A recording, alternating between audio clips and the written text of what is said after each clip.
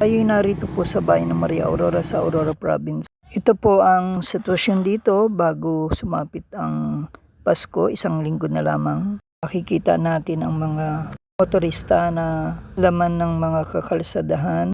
Maraming mga mamimili sa loob at gilid ng palengke.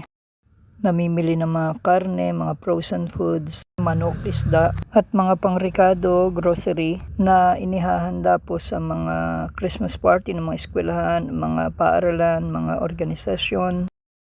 Nagkaroon ng brownout dito sa Maria Aurora Public Market, kaya't dumilim. Subalit patuloy pa rin ang paninindahan ng mga tindero-tindera.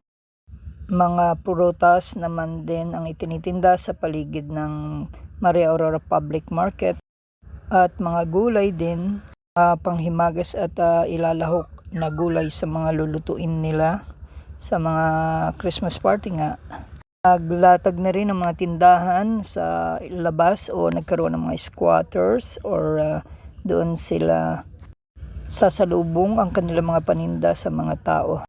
Sa loob pa rin ng palengke ay nakapalibot ang mga tindahan ng iba't ibang mga pagkain at gulay. Mga repolyo, patatas, ganun din sa likod ng palengke. Nakahanay, nakahilera ang mga tindahan ng mga gulay, prutas. Makikita natin ang mga kagawad ng mga public market na umaantabay, nagbabantay. Patuloy ang mga pagdating ng mga mamimili, labas-masok sa loob ng nasabing palengke.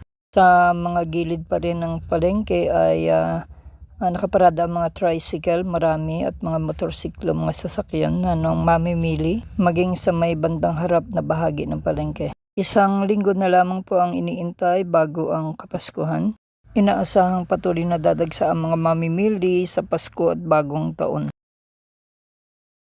Angels we have heard on high, sweetly singing o'er the plains and the mountains in reply, echoing their joyous strains. Gloria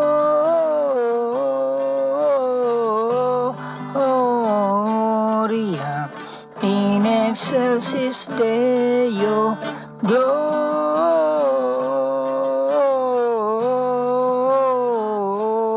Para sa NSK News ng NSK TV Channel, Narciso Co reporting.